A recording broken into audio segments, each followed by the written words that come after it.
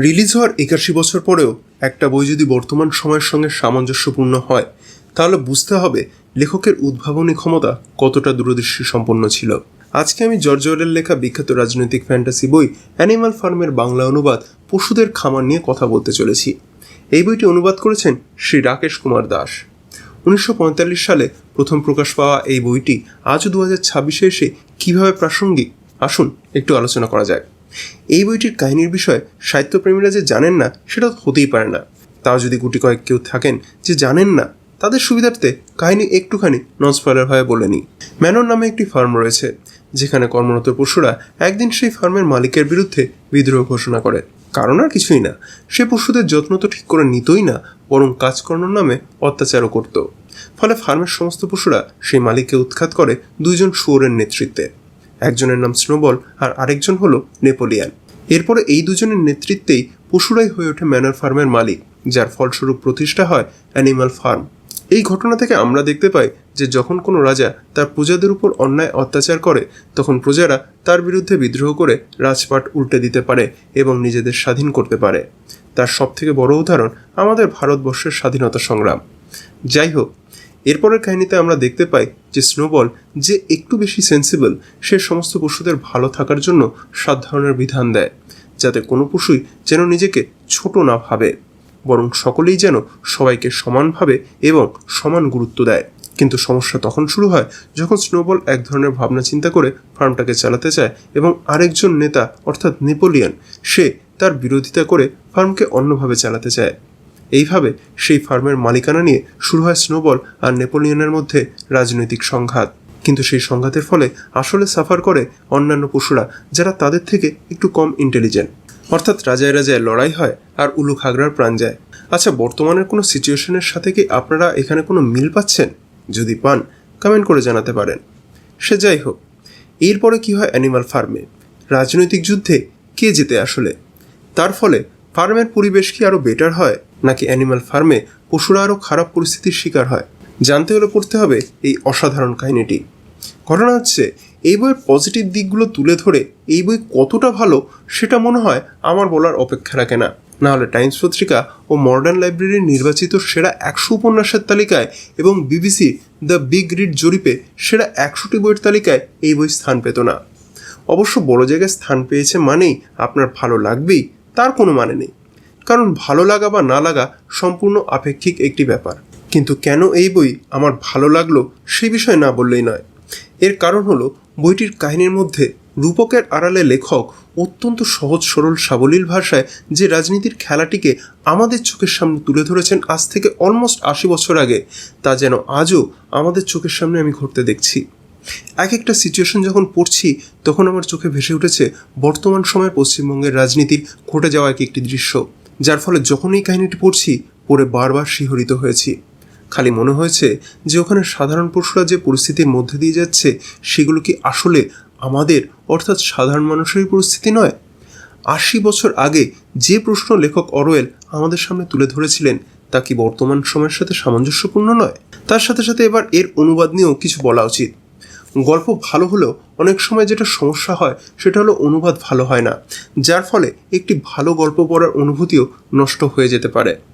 সেখানে যখন আমি এর আগে অদৃশবাবুর মতন তুখোর অনুবাদক, যিনি বেসিক্যালি শুধু অনুবাদ নয়, বিদেশি গল্পগুলোর এত ভালো বঙ্গীকরণ করেছেন যে ওনার লেখা পড়ার সময় মনেই হতো না যে কোনো অনুবাদ গল্প পড়ছি। তাই সেই দিক থেকে আমি একটু হলেও দ্বিধায় ছিলাম যে রাকেশবাবুর অনুবাদ কেমন লাগবে। সত্যি বলতে এই বই যখন পড়তে শুরু করেছি এবং ফাইনালি যখন শেষ করলাম, উঠে মনে হলো যে যদি নামগুলো আমাদের বাংলায় হতো, আর যদি আগে থেকে আমি অ্যানিমাল ফার্মের বিষয়ে না জানতাম, তাহলে হয়তো ধরতেই পারতাম না এটা কোনো অনুবাদ কাহিনী। মনে হতো বাংলায় লেখা কোনো পলিটিক্যাল রূপকথার কাহিনী পড়ছি। রাকেশবাবু, আপনার অনুবাদকে হ্যাটস অফ জানাই। যেটা আমার খুবই ভালো লেগেছে সেটা হলো, যেখানে যেখানে ছন্দ মিলিয়ে লেখার জায়গা রয়েছে, সেখানে আপনি এত সুন্দর করে মিলিয়ে লিখেছেন যে কি বলবো, জাস্ট অসাধারণ লেগেছে।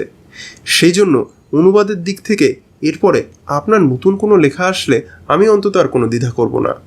তার সাথে দোসর হয়েছে বইটির সাইজ। আমার পার্সোনালি এই ছোট সাইজের বইগুলি খুব ভালো লাগে, কারণ এইগুলো খুব সহজেই যে কোনো জায়গায় ক্যারি করে নিয়ে যেতে পারা যায়। ফলে নিজের কর্মক্ষেত্রে নিয়ে গিয়েও কাচের ফাঁকে এই বইটি পড়ার লোভ আমি সম্বরণ করতে পারিনি। এবারে নেগেটিভ পয়েন্টে যাওয়ার আগে বইটির প্রোডাকশন কোয়ালিটির ব্যাপারে একটু বলে নিই। বইটি প্রকাশিত হয়েছে কল্পবিশ্ব পাবলিকেশন থেকে। বইটিতে মোট 168টি পেজ রয়েছে। বইটির মুদ্রিত মূল্য রয়েছে 300 টাকা। বইটি হার্ড বাইন্ডিংয়ে প্রকাশিত হয়েছে। হার্ড কভারের কোয়ালিটি আমার বেশ ভালোই লেগেছে। কল্পবিশ্বের বই বলে পেজ এবং প্রিন্টিং কোয়ালিটি নিয়ে আলাদা করে কিছু বলার নেই। অ্যাজ ইউজুয়াল অসাধারণ লেগেছে। যে ধরনের ফন্ট সাইজ এখানে ইউজ করা হয়েছে তা পড়তে আমার কোনো সমস্যা মনে হয়নি। এবারে নেক্সট যেটা বলার সেটা হলো প্রচ্ছদের ব্যাপারে। বইটির প্রচ্ছদ করেছেন পৌশালী পাল এবং ওনার করা এই প্রচ্ছদ আমার ক্লাসই লেগেছে। এই প্রচ্ছদের কারণেই বইটির প্রতি পাঠকদের নজর যাওয়া উচিত বলেই আমার মনে হয়েছে। এই বইতে সুন্দর সুন্দর অলঙ্করণ আছে যেগুলো এআইয়ের সাহায্যে করেছেন অনুবাদক নিজেই, অর্থাৎ রাকেশ কুমার দাস। এআইয়ের মাধ্যমে করা হলেও অলঙ্করণগুলি আমার খুব একটা খারাপ লাগেনি, বরং গল্পের দৃশ্যায়নগুলো আরও সুন্দর করে আমাদের সামনে তুলে ধরা হয়েছে। বইটির প্রুফ রিডিং আমার মোটামুটি লেগেছে, কারণ আমার চোখে বেশ কিছু মুদ্রণ প্রমাদ ধরা পড়েছে যেটা পড়তে গিয়ে আমার অল্প সমস্যা মনে হয়েছে। আশা করব পরবর্তী মুদ্রণে এগুলো ফিক্স হয়ে যাবে। এবারে নেগেটিভ পয়েন্টে আসা যাক। বইটির প্রথম নেগেটিভ পয়েন্ট আমার মনে হয়েছে যে প্রুফ রিডিং, যার জন্য দু একটি জায়গায় বড় সমস্যা হয়েছে পড়তে গিয়ে। হ্যাঁ, খুব বেশি না, অল্প কিছু জায়গাতেই সমস্যা হয়েছে।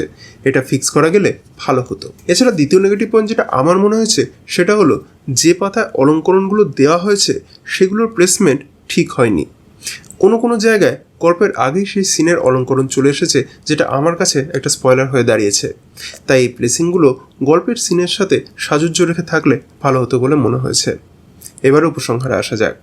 সত্যি বলতে এই কাহিনী আসলে কোনো কাহিনী নয়, এটাকে আমার মনে হয়েছে একটা সাবধানবাণী, একটা সতর্কতা, যেটা লেখক আজ থেকে প্রায় 80 বছর আগে মানবজাতিকে শুনিয়ে গিয়েছেন।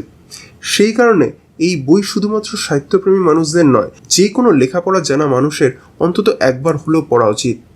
বইটির ভাষা এতটাই সহজ এবং সরল, তার সাথে অনুবাদও এতটাই সাবলীল যে লেখকের রূপকের আড়ালে থাকা সাবধানবাণী বুঝতে ইন্টেলিজেন্ট হতে লাগে না।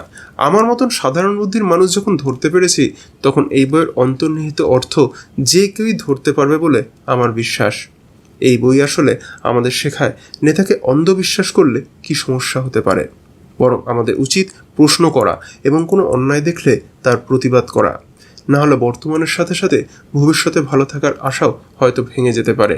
তাই আমি এই বই অতি অবশ্যই সকলকে 100% রেকমেন্ড করতে চাই। তো বন্ধুরা, এই ছিল আজকের পাঠক প্রতিক্রিয়া। আপনি যদি অলরেডি এই বইটি পড়ে থাকেন তাহলে আপনার কেমন লেগেছে কমেন্ট করে জানাবেন। আর আমার এই কাজ যদি ভালো লেগে থাকে তাহলে ভিডিওটি লাইক করার, কমেন্ট করার, শেয়ার করার এবং সম্ভব হলে হাইপ করার অনুরোধ রইল। দেখা হবে পরবর্তী ভিডিওতে। সকলে ভালো থাকবেন, সুস্থ থাকবেন।